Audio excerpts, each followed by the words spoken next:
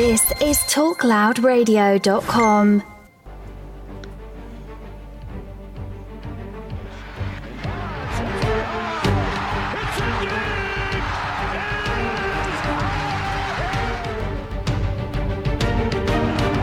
Deep one for the end zone. Balin is down there. Oh, he got it! He got it! He got it!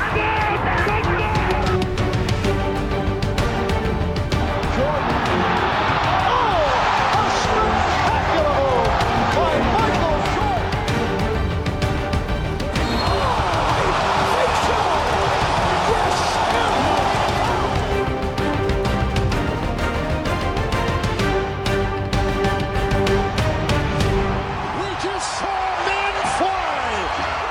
What is going on, guys? All right, welcome to episode 34 of the Armchair Fantasy Show. I'm your host, of course, Jeff Lambert. You can follow me on Twitter at JeffLambert77. Of course, we are presented by Talk Loud Radio.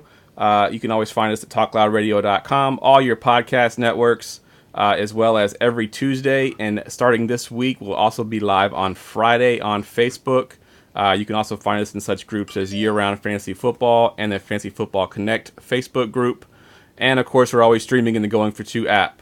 All right, so before we get started tonight, I wanted to break the big news tonight that we've got. We're actually going to be having our first co-host. He's going to come on with me every Tuesday, and we're going to talk fantasy football. And that guy is none other than Mr. Ryan Searfoss, who you all know pretty well if you've been following the show. Ryan, how you doing tonight, man? Fantastic. Glad to be on here officially now instead of just every other week. Definitely, man. Definitely. I've never actually considered having a co-host. So when you came in, sort of asked me about doing a co-host kind of thing, I was kind of like, all right, that could work. It's, sometimes it gets a little difficult being the host here and running the whole show. So it's be good to kind of share the load a little bit. Cool. Yeah. I'm excited to talk some football on a weekly basis. Definitely. Definitely. So you had some drafts this weekend, man. Tell me how your drafts went this weekend. I drafted pretty. I liked my drafts. I had 2 keeper leagues, and then I did my girlfriend's draft for her. But one was awesome. I have D-Hop, Keenan Allen, bunch of talent on there. And I got Dalvin Cook and Howard all on one squad from a keeper league. Nice. Shocking part, I think, was the craziest all weekend. I picked up D-Hop at 2-4. Damn. And it just made my day. That's crazy. How the hell did he fall that far? I saw Shady go in the top 13 twice. Oh, my goodness. That's crazy. It's unbelievable. I actually had 2. Oh, go ahead. Oh, no. Who are you saying? I'll say I had 2 drafts this weekend myself. I actually had my 16-team Writers League that we did. We've had it now for 3 years now. It's kind of grown from a 10-team to a 12-team and 16 teams the past 2 years. And I didn't do terrible in that one. It's kind of hard to tell. I picked a lot of high upside guys in that league. And then I had my work league, which I pretty much killed it there as a 10-team league. And I'm just not used to playing 10-team leagues. But some of the guys I was getting in late rounds was just ridiculous because I'm used to playing in at least 12-team leagues. And some of the guys are kind of new. So I pretty much killed that league. But my Writers League, I'm a little unsure about that one. 10 teams are crazy because you think your team looks good and they're just Exactly. It has to be unbelievable. Exactly. All right, man. Well, let's just jump into this. Of course, we're just coming out of week 3 of the preseason, known, of course, as the dress rehearsal for week 1. Before we get into all the news and notes from that week, what stood out you to the most this weekend? John Ross popped off the board. He had that huge play. He made those 2 guys look stupid right before the end zone, shaking them. And he looks like he's going to be the outside receiver opposite A.J. Green out Cincinnati, which looked great for them. And he might be a late-round guy that if you have those last-minute drafts, you should be able to pick up on the cheap. Definitely. I love the quarterback play for majority of everybody. Everyone looked pretty solid out of the rookies. Agreed. Yeah, I think the biggest thing that stood out to me was Christian McCaffrey. I mean, I've been kind of hesitant to call him an RB1 just because he is a smaller guy and will he get the workload, and C.J. Anderson is there, of course, after having Jonathan Stewart last year. But after watching these first 3 preseason games, I think he's a legit RB1, and I think that it was kind of surprising to see them use him so much in the preseason with him, supposedly being a guy that can get injured, and they were using him pretty heavily in the preseason. So as an owner of him in the Dynasty League, I'm pretty happy about that myself. But I was hesitant coming in drafting for redraft, getting him in the early second round. But now I have no qualms about it at all. I'm ready to get him if I can get him in the early second round. Yeah, I got sniped on him a couple times before that. I really like what they're going to do with him, and he proved in college he could take the load. So definitely. A couple other things that I took of note this weekend was the Rams not playing their starters. What do you think of that going into the season? You think that's going to affect them starting off early? Maybe week 1 or 2. I'd like to have a better idea what the receiving corps is going to look like and how it's going to get spread out and where they're playing those guys. From a fantasy perspective, it makes me hesitate a little bit. But other than Brandon Cooks out of the receivers, there's nobody I really want to start if I'm given the chance. At least in the first week or so. Yeah, definitely not the first week. You want to see how things kind of shake out. And I think from a fantasy point of view, I mean, I know it's you want to see your guys play and see how they're going to look, but at the same time, you don't want the Darius Guy situation where one of them goes down with an ACL injury in the preseason. You never even get to use them. So in that respect, it was good if you own any Rams players that they didn't play, they can't get hurt. They'll be ready for week 1 at least. Not to say they don't get hurt week 1, but at least they'll make it to week 1 and not get hurt in the preseason. So you always have that advantage. Yeah, if I have Todd Gurley, I'm ecstatic. Definitely. I think he was too. I don't know if you saw the interview where he said that they asked him about playing in the preseason. He said it was like a dream come true to not play in the preseason, that this is what he wanted to do and just start from week 1 and go from there. So it's pretty funny from a guy like him. You wouldn't expect it from a football player to say something like that, but he was happy to not play in the preseason. I respect that. Definitely. I like that. All right, man, let's get into some of the news and notes from this weekend. Of course, we got 1 weekend left of preseason. A lot of drafts happening this coming weekend. People doing some last-minute cramming for their drafts. Let's go ahead and kick it off here with Josh Gordon. The news, of course, is that he won't start week 1, but he will play if healthy. 1, if you own Josh Gordon, are you going to start him in week 1? And 2, if you're drafting, does he fall at all in your drafts? I've been fairly anti-Josh Gordon. I have 0 shares of him. I don't plan on getting any. I think it's a good time to just sell him at the point. But if they're playing him and they're saying he's not starting week 1, chances are it's one of those things they're just holding him out and they'll put him in later in the game. But I'm still not a huge fan of him. It's been too long. Agreed. Especially for me to trust him as a guy who's drafting, in the 5th, 6th round now? Yeah, I think the ADP is around 5th round, and maybe even creeped into the 4th round there for a little bit when he first came back. Yeah, I have no trust there. Yeah, definitely. I think as an owner myself, I actually own him in my dynasty league. I'm hoping that he ends up being a good receiver, a guy I can start, in my flex position. But I'm not putting my hopes up in him. I don't think if I'm drafting right now as a wide receiver 2, I don't feel comfortable with that. But having him in my dynasty league, he is basically my 4th best, maybe my 5th best receiver. So I have that luxury of using him in the flex position. Maybe if he, starts off really hot and I need a guy to fill in for an injury or a bye week, I have Josh Gordon there. But if I'm drafting him as a wide receiver 2, I think I'm going to pass on him. Yeah, that's a little scary there. Would you rather have him or Landry? I think I'm definitely going to have Landry over Gordon. I may not own either one of them because I think they both kind of steal from each other. But if I'm going to own one of those receivers, it's going to be Landry for sure. Yeah. All right. The next one we got here is another receiver. This is sort of sad news here, but Marcus Lee, Jacksonville wide receiver, expected to have a good season, breakout season. He's the number 1 there. Of course, he's going to go to the IR now. What are your thoughts on that? I wasn't huge on for fans' perspective. Obviously, injury's terrible here, but from the fans' perspective, I'm not really excited about anybody out of that receiving core. I'd say maybe it gives Moncrief a bump to be on that second receiver outside, being across from Keelan Cole because his role is already there, and so is D.D. Westbrook's in the slot. So I think maybe Moncrief gets a bump, but I really don't want anyone of Jacksonville's receivers. Yeah, I have to agree with you on that one as well. I think even before the injury, they're pretty deep at receiver, which is good if you're an NFL team, not good if you're a fantasy owner. I think they've got a bunch of, high upside guys, some average guys that can pretty much, do whatever they need to do. But they'll probably spread it out a little bit. They're not going to throw the ball a ton anyway. I mean, they got Blake Bortles back there at the quarterback position. He's not going to throw a ton. They're going to run Fournette. They're going to play good defense. I think they might have one receiver that might be fantasy relevant, whether it's Keenan Cole, whether it's Westbrook, whether it's Moncrief. But in a 12-team league, I don't know if I want any part of any of these guys unless it's like the last guy on my bench there. I don't think I'm going to be starting any of those guys for sure. Nah, same here.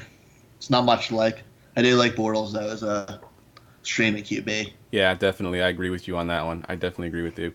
All right, Baker Mayfield, the news here, and it's kind of not really related to fantasy necessarily, but the news is he's going to start and play a lot in week 4 of the preseason. How do you feel about that? I mean, I'm excited to see it. I love watching Baker play. He's fantastic. He's exciting. He does a little bit of everything. I still don't know if he's going to be starting right away. I still think it's Tyrod's job until further notice. But him getting more and more play, the Baker Mayfield era is coming. Yeah, I agree. I think if I'm a dynasty owner, I'm a little bit nervous just because it is week 4. A lot of the guys that are, playing in that week 4 game are trying to make a team, trying to make some kind of impact. They may get a little reckless on defense. I could see some freak injury because some guy's trying to make the team, wants to make that big hit on the quarterback or whatever. And I could see him getting hurt, unfortunately. He's also going to be playing behind the second and third string offensive line. He's not going to have his weapons out there. It's a bit dangerous for me for a number 1 pick to be going out there in week 4 playing. At the same time, as a football fan, I want to see it. I want to see what he's got. I want to see, what this first pick can do, and if he can ever be, the starting quarterback for the Cleveland Browns. I think we'll see it in week 4 of the preseason. But if I'm an owner of him in dynasty leagues, I'm a little bit nervous with that. Yeah, still very excited for him. I think that's his job eventually. Yeah, I think so too. I think even before the season doubts, I think he takes over for Tyrod Taylor. Tyrod Taylor's probably going to end up getting hurt anyway at some point, just the way that he plays. All right, Andrew Luck is back in the news with another injury. This time it's a minor foot injury. Are we worried about Andrew Luck's foot? No, I think he's practicing already again today. All right. And it's not what was bothering him before. He should be all right. Agreed. As long as his shoulder's okay, I'm not that worried. Agreed.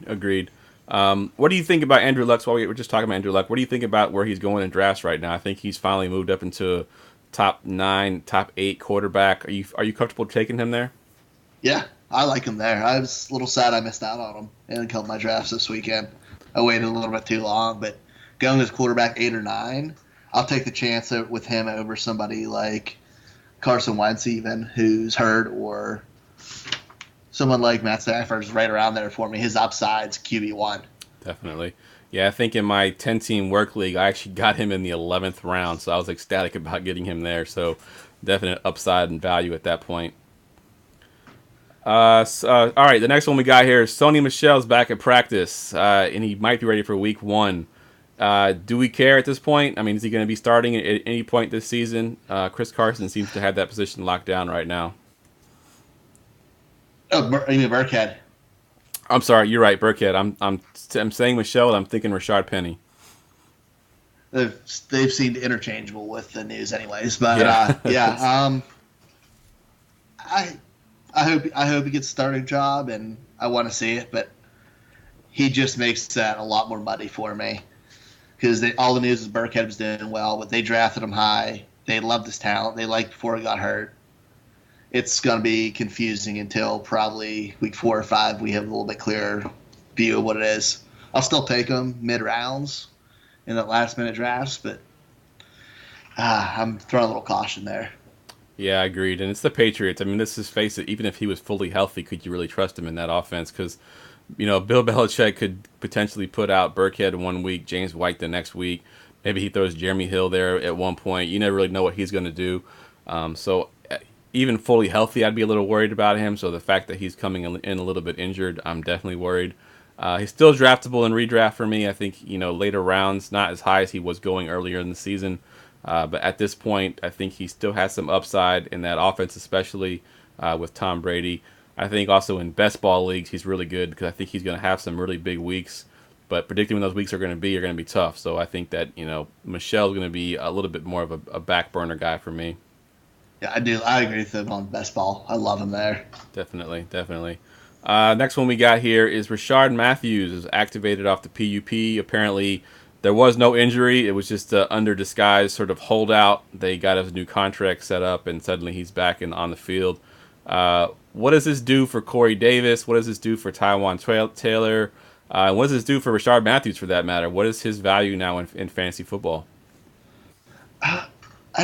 He's one of the guys I'm kind of confused about right now. His hype kind of built up really high before he went his mysterious appearance. But in his time away, Tyrod Taylor stepped up in a big way as a second receiver on the outside. They moved him around. And I think he earned that job, or at least is pretty close to it. They're going to run 3 wide sets. He's probably going to get a lot of action, but I'm going to let some other people take him before I am. I'd rather draft Tyrod Taylor later and have that upside. Agreed. I actually picked him up on waivers in the league just because he was just sitting there, and I was like, all right, well, no one's taking him. I got some dead weight on the end of my roster. I'll go ahead and pick him up and see what he does. He's had some pretty good seasons, nothing spectacular, but he's been decent enough to have on the bottom of my bench. Nice little plug and play. Exactly. All right, so the next one we kind of wrote it down, and then I've heard some conflicting reports here, but Le'Veon Bell was supposed to report to camp on Labor Day, and now he's come out and said that that's fake news, that he's not going to report on Labor Day, or that he didn't say that. What do you think of this whole thing? And who leaked this information? Who do you think would leak this information? Oh, it had to have been the hometown media right there, trying to get some clicks and people to pay attention to it. I was listening to them talk about it on the way home today from work. He'll be there for week 1. That's what matters. That's all you need to know, exactly. Now, do you think it's going to be like last season? I think last season he came back for week 1, almost the same situation, and he only had like 10 carries. Do you think they limit him, or do you think because this is his last year, they just say, screw it, give him 30-plus touches? I think they're running him into the ground from week 1. Agreed. They like Connor, or at least they seem to like Connor, so if Bell goes down, they'll fill him in for now until they replace him next year. Yep, agreed. All right, a couple smaller pieces of news here, not really fantasy relevant per se, but Eric Decker retires. Anything there that you want to talk about with Eric Decker? I'm going to miss Eric Decker. I used to have him in fantasy every year. Yeah, he's been a good receiver, a good solid receiver for a very long time, and sort of under the radar, especially in fantasy. But yeah, I agree. I think he's a good receiver that you could have on your team as a 3rd or 4th receiver and be happy with it. Yep, he get you 12 points a week, no matter what. It's great. Yep, definitely. And then on the defensive side, for any of those IDP guys out there, or if you own the Broncos defense, Broncos signed Adam Pac-Man Jones. Anything there at all you want to talk about? Is it worth even mentioning? Just another defensive back there for them, and they need somebody to replace the lead. Agreed. Yeah, I think he's always been sort of a head case, and but if he can get his stuff together, he does have something left in the tank, I believe. And worst case scenario, they probably didn't sign him to very much. If he's no good, they just cut him. So I think that's a pretty good signing there. And fantasy, I don't know if I'm going to go out and necessarily take him in an IDP league, or even care if I'm a Broncos owner. But it's just kind of interesting to note that they did sign him, and the Broncos supposed to be one of the top defenses in the league. So let's see how that pans out. All right. Let's go ahead and take a quick commercial break here, and then when we come back, we'll do some draft prep, and we'll play a little over and under. Is that cool? Yep, works for me. 3 shows, 1 podcast. The Talk Loud Radio podcast combines sports, nerds, and pop culture with the Pay Me No Mind Show. Just down-to-earth sports and entertainment. The Clash of the Nerds Let's Podcast Show. The latest movies and video games with a dash of comedy. And the Armchair Fantasy Show. 8. Sleep Fantasy Sports. Find Talk Loud Radio on all the major podcast services like iTunes and Stitcher at TalkLoudRadio.com and streaming on the Going for 2 app for iOS and Android. Talk Loud Radio, where sports, nerds, and pop culture collide. Do you need advice for your fantasy football team? How about your DraftKings or FanDuel lineup? GoingFor2.com has you covered. GoingFor2.com has exclusive content from some of the best fantasy writers in the industry, whose credentials include Bleacher Report, Fantasy Pros, and Fantasy Life. From advice columns to player ranks, GoingFor2.com has it all. Sign up for our newsletter to have all of our content sent to your inbox. Start winning today. Visit GoingFor2.com, because no one remembers the extra point.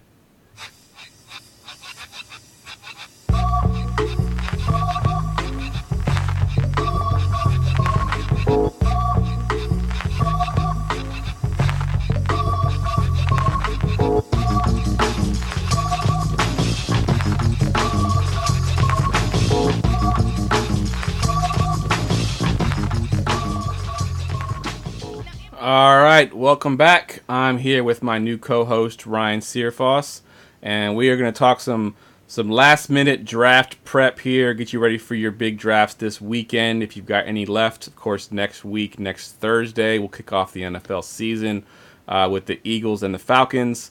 So let's go ahead and jump right into it, Ryan. I know this guy you were really high on in the offseason, early in the offseason. He's kind of struggled in the preseason a little bit.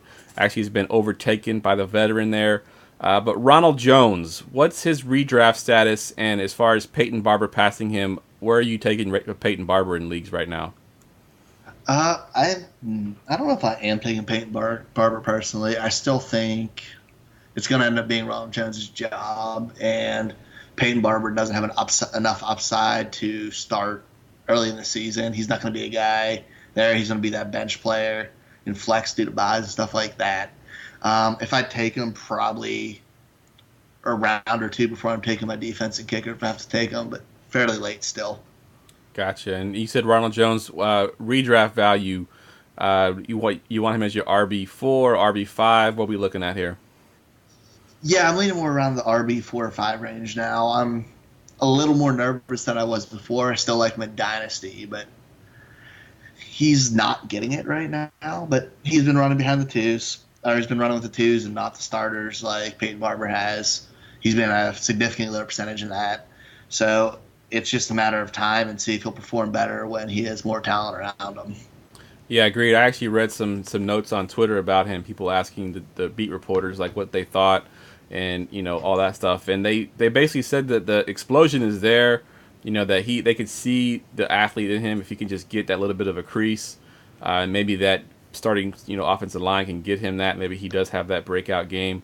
I think early in the season, if you drafted early in the season and had him as your RB 3 or your flex position, you're a little worried. I know I'm in a league. It's a Twitter versus Instagram league, and there is a guy by the name of the Fantasy Football Counselor who actually took Ronald Jones like in the 4th round. I think it's like his RB2. I think he's probably sweating bullets right now with him as your RB2. He's got some decent backups, so he might be okay. But I think right now, Jones is a 4 or 5 running back for me for sure. Yeah, I took him as my RB2 in Scott Fishbowl. But luckily I got Royce Freeman later. Oh, yeah, there you go. Speaking of Royce Freeman, let's go. Is he the back to own in Denver right now? I mean, I know that it was that quote-unquote carries. They're going to share carries with whose name escapes me right now. I can't. What's his name? Who's the other guy he's running against? Devontae Booker. Yes, thank you. Devontae Booker. What do you think of this situation here? I hate their coaching staff. They did this stuff before. They just try to force feed Booker the ball, and he's not really good. He's a 3-yard a carry guy for his whole career. I think he is receiving upside. He'll do some damage in the passing game to maybe be a low flex spot in a tough situation, but Royce Freeman's the lead back there. He can run between tackles. He can run outside. He can catch the ball. He can block. He does everything. I think he's the man there. They just need to get over themselves and start him and not do that anti-rookie stuff. Yeah, they just don't want to admit that they made a mistake by getting Booker, I think it's just they want to hold on to him. I agree. I watched it preseason because I actually own him in my Dynasty League, and I was hoping that he would be the one to emerge, and I think he has. So I think that going into the season, I'm a little bit worried with this carry share, but I think after a game or two, I think Freeman's job to lose, and Booker will be sitting on the bench watching him. So I agree. I think Royce Freeman is going to be a stud, and I think that if you're drafting right now, you could probably get him as a RB2, RB3 flex position somewhere in there, and feel comfortable with that. Yep, I have him as RB2 among my weekend drafts this on Sunday. Good deal. All right, I kind of jumped the gun on this guy earlier. I was talking about Sony Michel, but I meant to talk about Rashad Penny and his value with Chris Carson there as the starter. What's your thoughts on that? If I'm buying anybody, it's Chris Carson. He's still got a very late round ADP, and Rashard Penny's is still a little bit higher. And they don't talk up Penny. He hasn't done anything, and they love Chris Carson. I don't know why they drafted Penny in the first round. Doesn't make sense. Nothing they really do does. I'm probably going to just stay away from their backfield, but if I had to choose, I'm going to take Carson later. Agreed. I actually got him in my 10-team and my 16-team league this past weekend. I think that his value right now as the potential number one running back is just too hard to pass up. I'm going to throw you a little bit of a curveball here. I know we had some notes that we wanted to talk about, but someone on Facebook asked me about your boy, and I want you to kind of go on about him. Alex Pickus asked us about Joe Mixon, and what do you think about Joe Mixon? And I know you love Joe Mixon right now. Dude, I love Joe Mixon. I think he's going to be a borderline RB1 this year. He's the complete back. He can receive. He can run through the tackles. He's big, he's strong, he's fast. They actually have an offense now. They improved their line. We saw John Ross can do taking the top off of defense with that speed, which has to keep them honest so they can't just crowd the box. And, A.J. Green's still there. Eifert may or may not be healthy. If he's healthy, that opens it up more. I have no problem taking Joe Mixon in the late second, early third, and I think he has a ton of upside.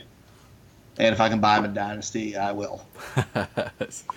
I'm actually on the opposite end of that spectrum. I know we've had this conversation many times before. I just don't think that the offensive line is improved enough for Joe Mixon to be a top back. I could be wrong on this. I'm not buying John Ross. Now, this past weekend may have changed my mind a little bit on him, but I don't think that he is the receiver that everyone hopes he's going to be. I could once again be proved wrong on that. I just didn't see much from him last year that I liked. He seemed to be the guy that just got 3 yards and fell down. I know you've watched a lot more college ball than I do, so maybe you saw some things in college that but last year I just didn't see it, and even the numbers don't really hold too. I think I did an article for Fantasy Pros where we basically debated this, and the couple games that he got like 15 plus carries, he averaged like 3 yards a carry. So if he's going to be the lead back getting 15 plus carries, I need more than 3 yards a carry for sure. Like I said, man, different situation, 2 new linemen. All new offense around them. Definitely right. And we're talking third round, late second, after guys like Christian McCaffrey. And we have a big gap of talent and a lot of question marks. I'll take a guy who I know is going to get 17 to 20 touches a game. All right, fair enough. I guess the season will tell us who's right. All right, let's talk about another offensive line that has some issues and a potential top back, and that's Ezekiel Elliott with his offensive line issues. I think he's currently going around number 4 overall in most leagues. I have him ranked at number 4.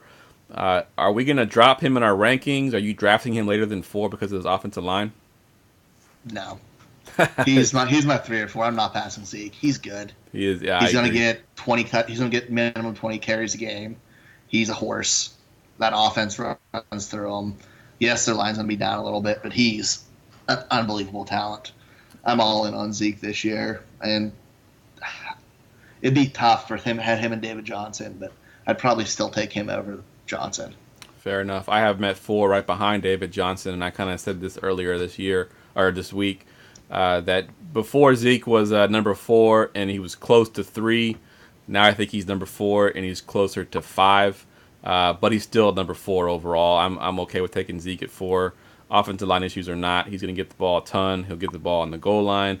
They're talking about getting him involved in the passing game more. I think he's in for a big year regardless of what his offensive line does this year. I think he's going to be in a good situation all overall.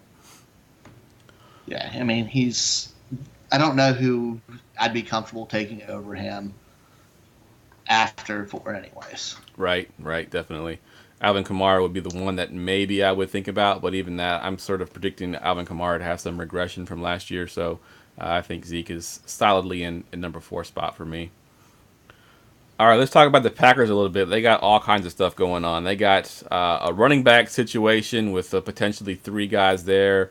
Their wide receiver 3 situation is interesting. Who's going to get that position there? Which in that Packers offense, that wide receiver 3 is actually a very valuable position.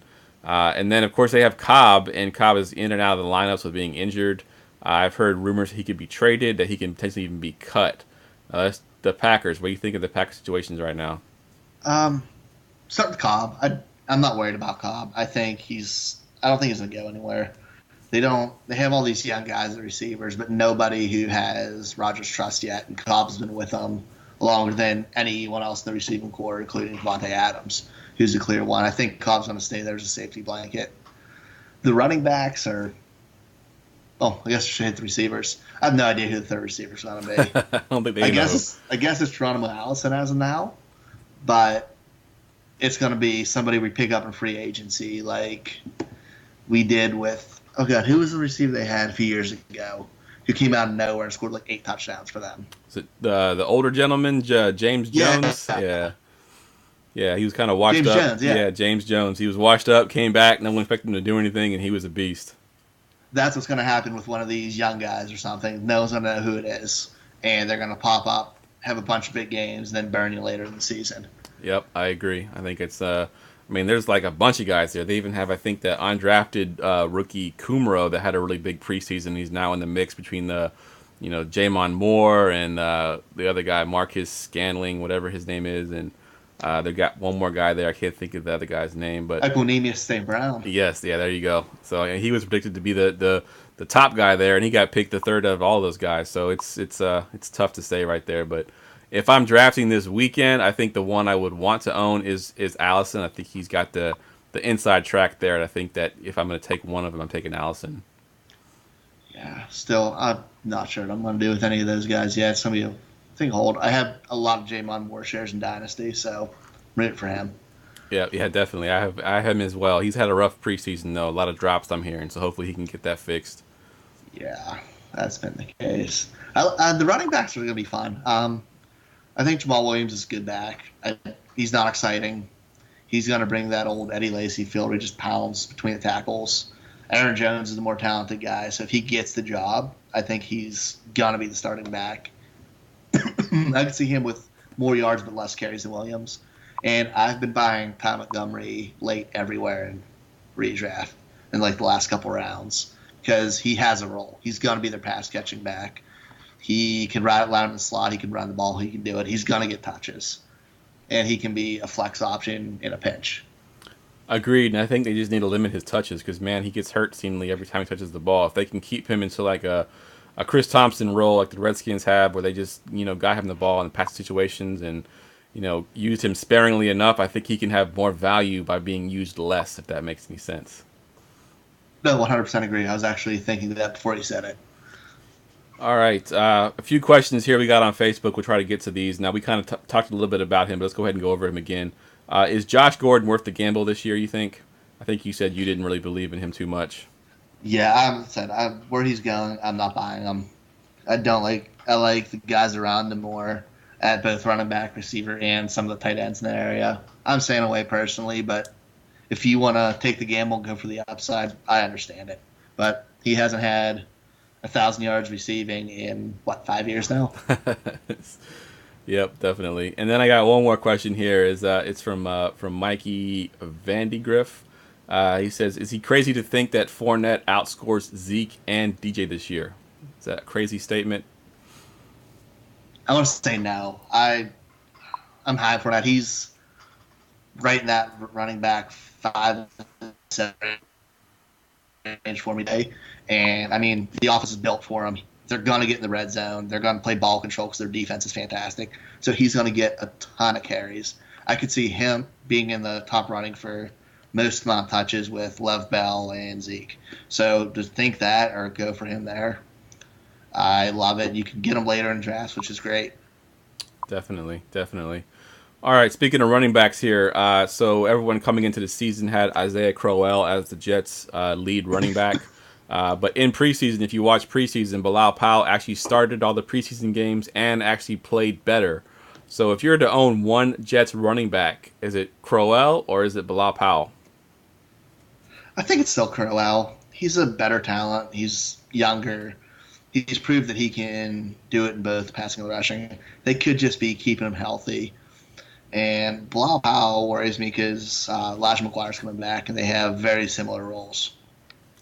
Yeah, definitely. I actually have Elijah McGuire currently stashed on my IR in my dynasty, so I'm hoping that he does come back, is healthy, and can be that passing down back that they're going to make Bilal Powell right now.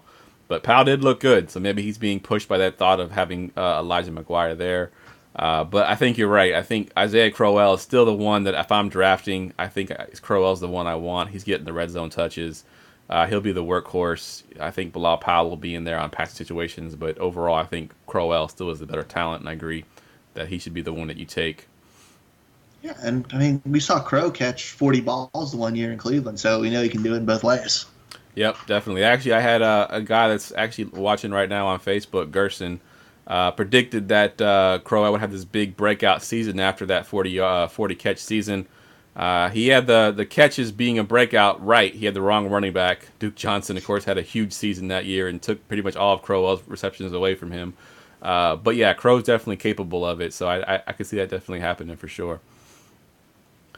All right, let's go look at the Patriots now. They got some interesting receivers here. They got a bunch of scraps they've picked up all over the league.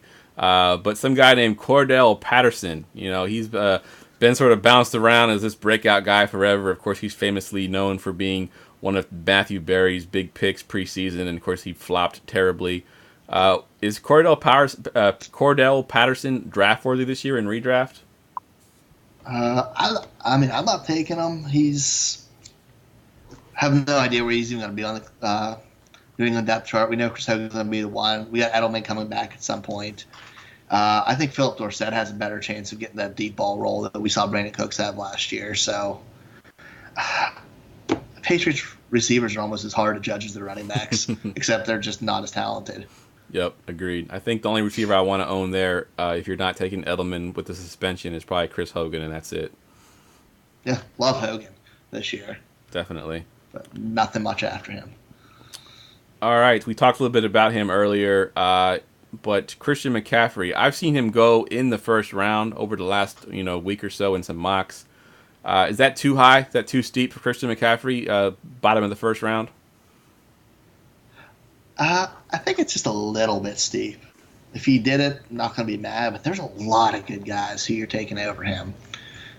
I mean, that means you're taking him either ahead of someone like an OBJ, D-Hop, Fournette, Dalvin Cook at the end of the draft, guys who are going to be horses for their teams. I think he's close, but there's a lot of new weapons on that team, so I'd slot him just in the beginning of the second. Agreed. I think I had a league where I was it's a 12-team league. I think I was the 12th pick, and I got him and Melvin Gordon back-to-back, and I was quite happy with where I got him at there. So I think that league went a lot of running back heavy, so there wasn't much left towards the end of the draft. So I ended up getting two decent running backs there at the end, so I was happy with that. Yeah, I saw him right between Kareem Hunt and somebody, and maybe Devonta Freeman. Yep, agreed. All right, so a hot name right now, a rookie receiver for the Saints, Traquan Smith. Of course, the Saints and Drew Brees have a history of doing this. Marcus Colston, of course, had a huge rookie season. Mike Thomas, who's still on the team now, had a huge rookie season. Is Traquan Smith the next Saints rookie to have a big rookie season? I think Traquan Smith's going to do good. He's a burner. He's big. He's strong. He's fast.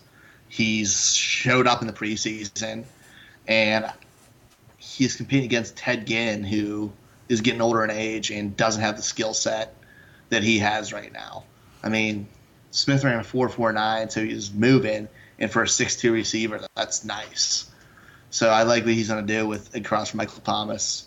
I think he's definitely worth a mid to late round pick. Definitely agree with you there. I actually had someone on Facebook posted a make your bold predictions on who gets cut, and I had one of the Saints receivers being cut, either Cameron Meredith or Ted Ginn being cut in favor of Traquan Smith. I don't know if it'll happen. It's a bold prediction. They did sign Meredith. They do like Ted Ginn, but I could see it happening. If they think Traquan Smith is going to be that receiver, there's no sense keeping those two guys around, or both of those guys around. Yeah, I mean, he definitely can bring it. They like him. All right, another rookie receiver there that kind of showed up. I think everyone just kind of thought he'd be big next year, not this year, but he showed out in preseason pretty well. Cortland Sutton for the Denver Broncos seems to have that number 3 spot locked up. Is he draft worthy? Like I said, he's a late round flyer guy. Kind of hits into the next section we're going to talk about, like with late round, with taking receivers early in redraft leagues. They really don't do much. I mean, first round pick, he's still behind Emmanuel Sanders, he's still behind Demaryius Thomas. And, I mean, Case Keenum was great last year, but is Case Keenum going to keep doing that? I don't believe he will. So I don't think he can put together 3 fantasy relevant receivers. He could be a late round dart throw, but I'm not banking anything on it. Agreed. I think Sutton in Dynasty is definitely worth it. I think either Emmanuel Sanders or DT is gone next year, maybe even both of them are gone next year. So I think in Dynasty he's definitely worth it. This year I think they're just not going to pass the ball enough for him to be worthy as a 3 receiver unless Sanders or DT get hurt. I don't think he's going to have a big enough role to be relevant unless you're in a really deep 16-team league or something. Yeah, I'm probably staying away from him redraft too. Let somebody else get him, and I'll take someone like Kenny Stills in that area. Definitely. All right, give me a few late round guys that you've been taking in some of your leagues lately. Some of the late round guys I've been taking, Traquan Smith's one of them. Ty Montgomery, who we also talked about, I grabbed him, I'm pretty sure, in the last round of every league I did.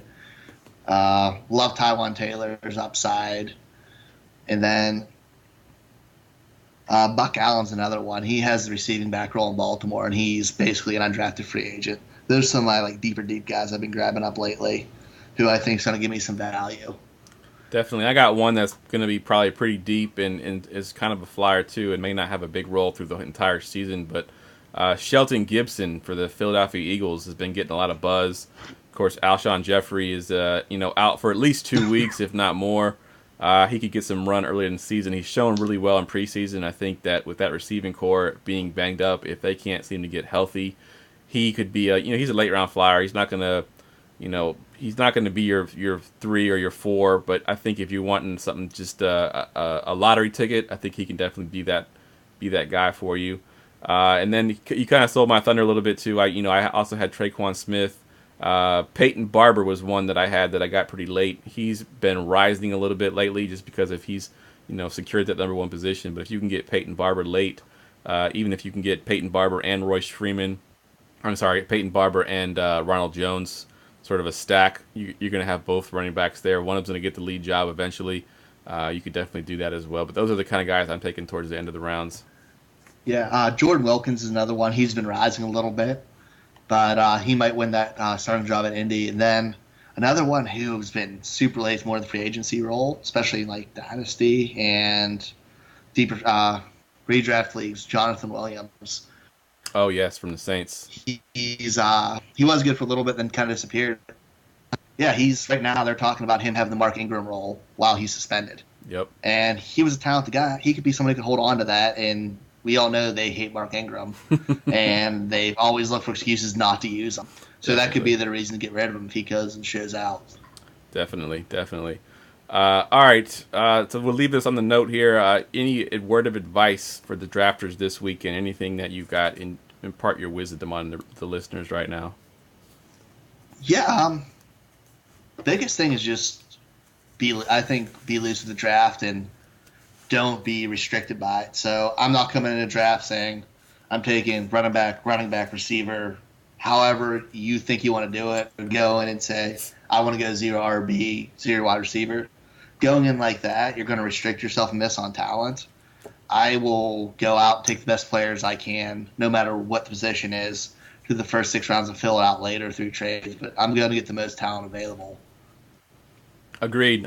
That's advice I always give whenever I go onto anybody's podcast or show is don't go in with this preconceived draft notion that you're going to do RB or receiver, or whatever the case may be, and don't even think that you're going to get a certain guy. Perfect example is my 16-team league. I think I was drafted number 7 or 8, and I pretty much had it in my head I'd get DeAndre Hopkins. When it came for me to pick, Hopkins was already off the board, and sitting there was Alvin Kamara. So I took Alvin Kamara, obviously, but you can't have that sort of preconceived, like, this is the guy I'm going to get, and basically build your draft thinking that. You never know what you're going to have fall to you. You never know what guys ahead of you are going to like, and I think going in with some kind of preconceived notion of what you're going to do can actually limit what you're going to actually finish up with. So go in with an open mind. Actually have a plan, but don't necessarily stick to that plan no matter what, because you might miss on somebody that's a lot better than the guy you end up with. All right. You want to play a little over-under? Yeah, and then, Go ahead. I'm sorry. Sure. All right. Oh, yeah. Over-under works for me. All right, over-under. So basically how this works, guys, is I'm going to give him a player and sort of a milestone for him to reach, and he's got to go over or under and tell us why. And we'll take these, we'll go one at a time. So I'll give one for you, you can give one to me, and we'll just kind of go through them that way. So the first one I got here is a guy that we've talked about a little bit already on this podcast, Mr. Christian McCaffrey, over under 1,700 all-purpose yards. That one was kind of threw me off. I'm going to say under. I think it's going to be close because he does it all, and I think he's going to kill in the receiving game. I think he'll have 80 catches this year and probably 7,800 rushing yards, but I think he's just going to come close. I'd say maybe the 1,500, between like 1,450 and 1,600. I think he'll be just shy, but I don't think that's a bad thing. 1,700 yards is a ton for any player. Definitely. Like, that's elite, like Lev Bell, David Johnson type. Yep. I think last year, there was 4 or 5 running backs that actually had this much all-purpose yards. I'm going to go under slightly as well, too. And I don't know because I haven't checked, but I know last year he was actually returning kicks as well. I don't think they plan on using him that way this year, but if he was returning kicks, I would go over on this. But if he's just doing his normal running back role, I don't think he gets the 1,700 yards. No, that's a ton. That means he's a top 5 running back this year. Well, happens. You know who's on that list of, I think he had pretty close to 1,700 last year, and you would never guess, but Tarek Cohen actually was on that list last year because he was that running back that also received kicks and punts, so that kind of inflated his yardage total a little bit. Oh, I did not know that one. All right, what you got for me?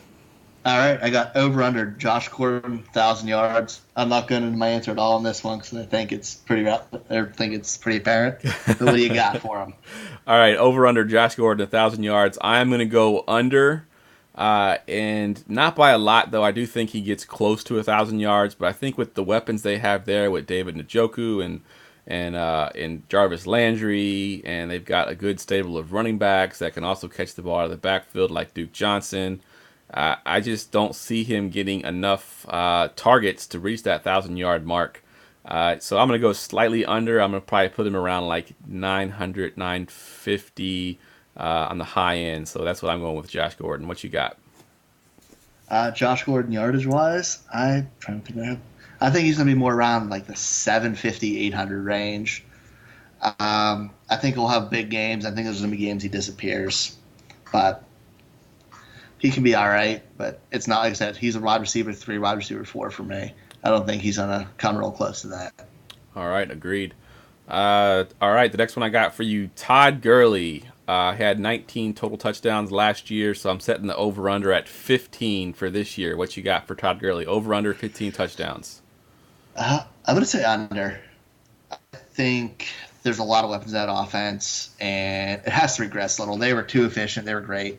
And I think the tight ends will take a little bit more of a threat in the red zone. I really like Gerald Everett and what he can bring in the red zone as a receiver because they didn't do a ton of passing in there. I mean, Cooper Kupp was their slot guy. He had the most red zone targets, and they didn't have that big-bodied person really playing last year. I think Everett can make that difference.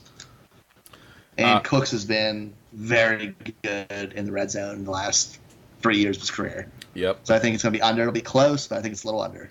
Yeah, I think I'm going to basically have him as a push. I think I'm going to give him 15 total touchdowns this year. That's where I'm setting the mark, and that's where I think he's going to end up. 19 touchdowns is a lot to try to repeat. And I think that, he's still going to be the number one, player in fantasy, I believe. But 15 touchdowns is where I've got him. So I'm going to go basically a push on that one. Yeah, I got him at 13. All right. What you got for me? What's the next one? Andrew Luck, over under 30 touchdowns. Oh, man. So 30 touchdowns is quite a lot. I think a few years ago, I remember Tom Brady and Blake Bortles led the league at like 32 touchdowns. So to have 30 touchdowns is going to put him in elite top 3 category, and I'm going to go slightly under. I think his career average is like 26 touchdowns. I think I'll put him right at that number. I'll put him at 26 and go slightly under. I'm close on it. I think I'm going to be very similar to you. I have him at 28, and I think they're going to be having to pass the ball a lot because they're not a good team. Yep, I agree. And they could be playing behind, so that could keep him close. But he's got to have some rust he's got to throw off his game because it's been a long time. Yeah, I think he's going to have, if he has the 27, 28 touchdowns, whatever, he's going to have 17, 18 interceptions as well because he's going to throw the ball so much that it's just going to be impossible for him to be that efficient with that talent he's got there. Yeah, I mean, we still don't even know who their real number 2 receiver is. Right. I guess it's Ryan Grant.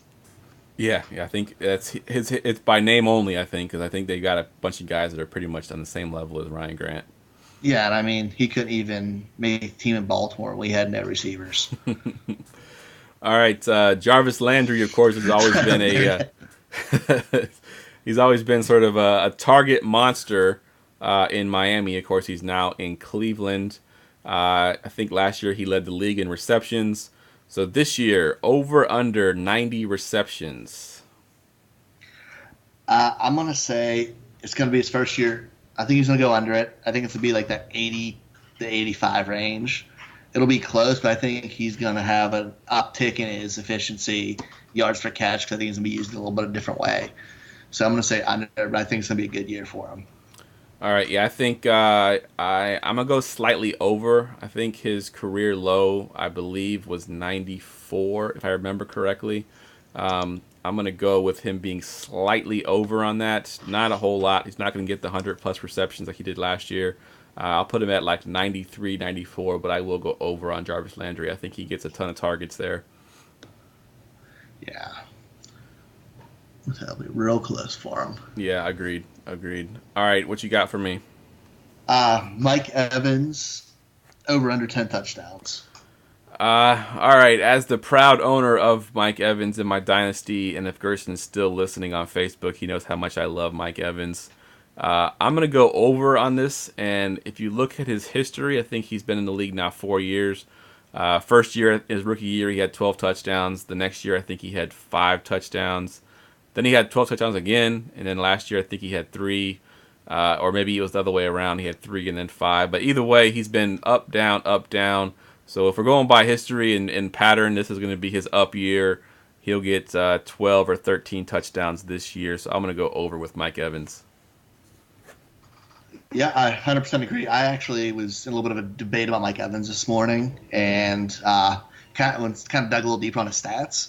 And what a huge difference having an injured Jameis Winston and Ryan Fitzpatrick had on him last year.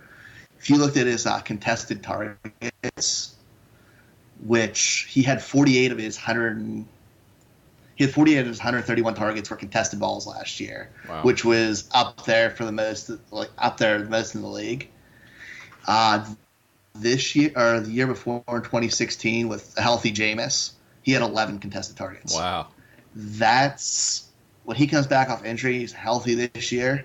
That's a huge difference, man. He's getting the ball where it's not being forced and he has to fight for it every single time. And he gets that, his 19 red zone targets he gets a year, he's going to be up there. I think he has a bounce back year.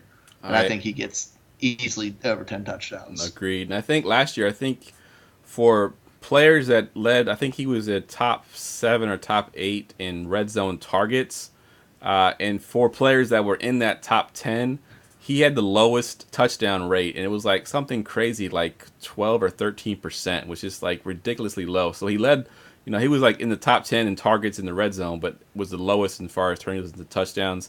that has to go back. I mean, there has to be some kind of what do they call it, negative regression, positive regression, whatever they call that term. But I think it's going to even out. Basically, it's got to even out. He gets that many targets in the red zone, he's going to score touchdowns. He's a huge receiver, and I think that he gets at least 12 this year, if not more.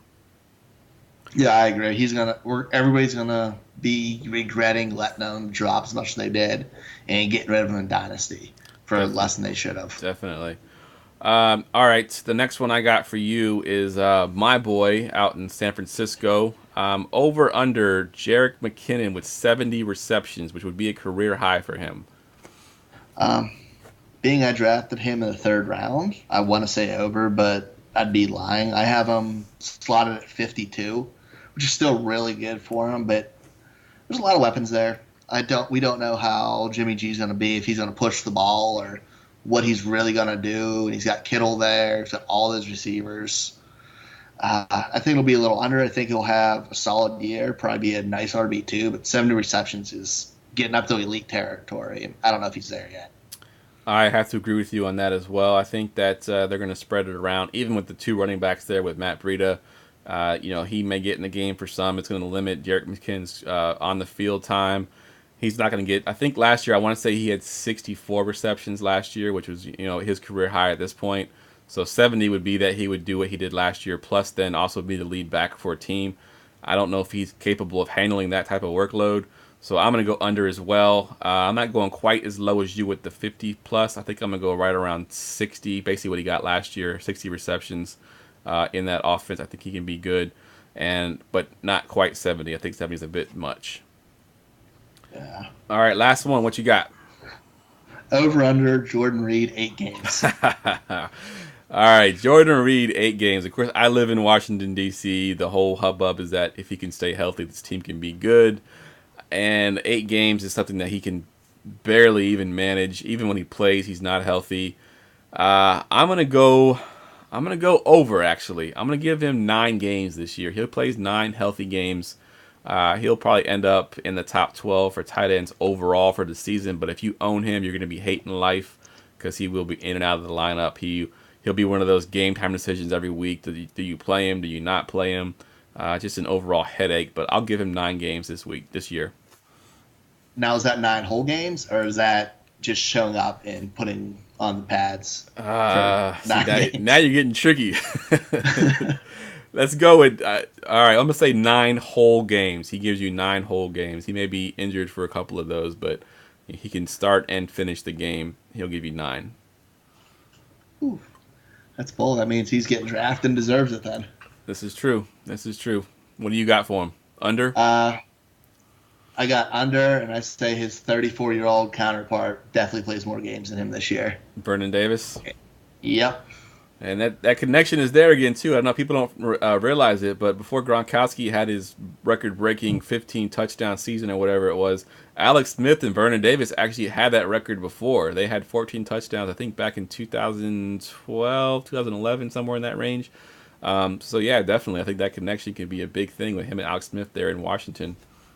I forgot all about that one. I only know because just get a little boost for me. Yeah, I owned him in that year because I actually made the best trade ever. And if Troy's listening to this podcast right now, he's going to hate me. So it was preseason. Troy actually drafted 3 tight ends mistakenly. He didn't mean to draft a 3rd tight end. So I traded, and I can't even think of the receiver's name now. He was a Patriots receiver. He was a big in preseason and literally did nothing the rest of his career. Nothing. I have to look up his name. But I traded that receiver for Vernon Davis, who then went and had 14 touchdowns and actually won my league that year. So that's why I remember that season very vividly. That's awesome. Yeah, I mean, the Patriots receiver, you described a lot of guys. Yeah, exactly. A whole lot of them. All right, that wraps the podcast up, guys. Once again, co-host me and Ryan will be here pretty much every Tuesday during the season. Breaking down each week and giving you advice for the week upcoming. Make sure you tune in. Of course, like I said, we're at Going for Two's fan page.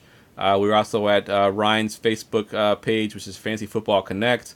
Year-round fantasy football will be there. Also, Dynasty League Problems will also be there as well. So please follow one of those groups, join one of those groups, and we'll be seeing you every Tuesday.